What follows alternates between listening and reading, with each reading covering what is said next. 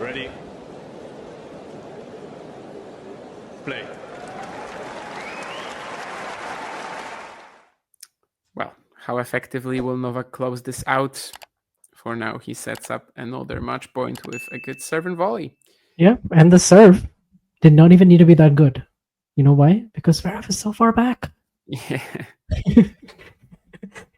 The volley didn't need to be that good. The serve didn't need to be that good.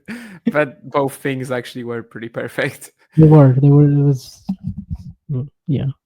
Match point number 3. And again, Zverev is in the point. That 41 shot rally is pretty hilarious. That kind of sums up their entire career.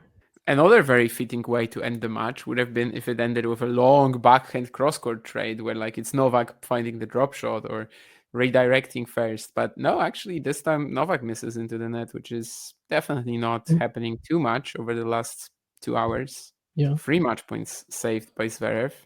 A little bit of finishing line nerves. You're Jesus Christ. You remember what Bublik said? That like if he got broken at 5-4 in the 4th set, he would have been done and he would have lost the match. I don't think it's quite the case with Novak. He said 7-5-6-2 max. Yeah, I don't think with Novak it's not quite like that. I'm sure he. And guess what he does again? Something that has worked a million times this entire match. Serve and volley, and this one was actually much tougher as well. It was a good return. Of the body, yeah. Got it right at his feet. But Djokovic, he is very good at these kind of plays. Oh my goodness. By the way, there was also a big difference between how well Djokovic was volleying last year at Wimbledon and the Olympics. Because in the Wimbledon final, he was missing a lot of these volleys. Ooh. Okay. Well, at least the last game is delivering us a ton of excitement. Match point number 4. I said that it would be very fitting if Djokovic ended it on a drop shot. I said that it would be very fitting if Zverev ended it on a missed smash. Both things had a chance of happening here. Oh my goodness. But actually, no. Zverev is in time, and Zverev hits the slightly mishit smash, I think. So Dude, I feel like we're watching the same points over and over again. They are playing the same points, and that's actually not... Like, that's kind of by design, right? That's not random, because the entire match they're playing the same points all over again. Hey, guess what? Djokovic is going to serve and volley again to Djokovic's forehand. No, I'm kidding. I don't know yet, but would it really surprise you if he did? Zverev plays the same point every single time, and Djokovic plays the same point too, but he knows exactly how to like abuse that. Yeah. And this time, actually, he goes T, so no serve and volley in that case, but it's enough. And this time, was probably expecting that out wide serve. Yeah, exactly. Oh my goodness, he's so smart. He's so smart. So match point number 5 for Djokovic. Can he finally close it out? Still no break point for Zverev, right? This game now. Yeah, he had one earlier in the set, though. Yes, the 41 shot rally. And again, no 3 points on on match point number 5. Sorry. Backhands cross court. How else? First one to do something. It is Novak. Drop shot. Obviously, it happens. Who puts it way long?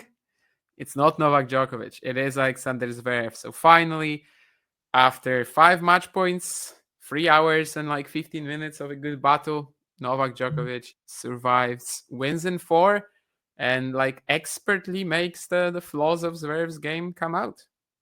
Yeah, absolutely. And he's done it without expending that much energy.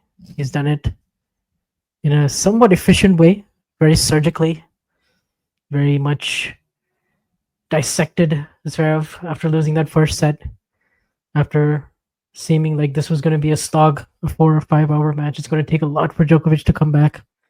It actually didn't take all that much. It took one poor game from Zverev at 1-2 and one key hold at 3-1 where he saved a break point. He started sort of maneuvering the ball around the court. He started getting Zverev way off position. He started using the slice. So he did a lot of great things, net points, drop shots. And Zverev didn't really have an answer. He had no answer, really. He kind of kept playing the same points over and over again. He was kind of hoping, I think, in the fourth set as well, that Djokovic's level would dip a little bit. And to some extent, Djokovic did get tight in the final game. It took him 5 match points, but in the end, he was still quite far away, Zverev. And so just like that, he's going to reach another major semifinal past the age of 38. And he joins this list of Ken Rosewall, Pancho Gonzalez, Jimmy Connors, Roger Federer, 2020 Australian Open, and here. Nick, do you really think that when I said that in the group chat, I was serious? I think the next message about Zverev being very confident on his forehand side should have given you a clue. Although I did think that Alexander Zverev was quite likely to win this one, absolutely. First set only really convinced me that it might be the case. The serving was great. He was out rallying Djokovic. He was confident in all the long backhand trades. And then suddenly, when that ends, when Novak is just exposing the fact that Zverev is so predictable, the hitting being so linear, middle of the court, you can see that Novak is not really getting stretched wide to corners. There's nothing like that happening. Zverev is just not hitting with that sort of width on the ball. And Novak starts exposing the flaws of Zverev's game, the fact that he doesn't have that ability to break up any rhythm very well. I mean, the drop shot obviously stands out. The fact that he always gets to redirect first and is amazing at that as well. Serving wise, I don't think there was a massive advantage for either player, which is also good for Novak, I think, in this one. And he just starts making Zverev look like a player who's, I don't know, like a junior, like somebody who, shows up on the stage and doesn't actually have that much experience. Whereas, of course, Sasha has already been at these stages so many times and, should have a little bit more of a micro adjustment potential in the matches. He does not. And from the break in the third set for about 30, 40 minutes, he also looked completely defeated. Like Novak just made him almost cry on the court. That's how it looked. Zverev was done. Mentally, he was fried. And he gave it a better fight in the last few games. Have to appreciate that a little, but at the same time, it was just still more of the same. It was just, he was chasing down drop shots. He was hitting backhands cross court in the same predictable manner without ever going for any shot, really. So he lost this match because he is a flawed player, because his game has limitations, and because Novak knows exactly how to abuse them. And the fact that he's 38 just did not matter. In 2 years' time, I can see this match happening again. It would actually be possible. Maybe he would bring something different, Zverev. Maybe Djokovic wouldn't execute it as perfectly. I don't know. But today's match, it didn't really matter that Djokovic is probably 5 years past his physical prime. If you enjoyed this video, make sure you hit that like button. Don't forget to subscribe and click that notification bell so you don't miss out on all things tennis.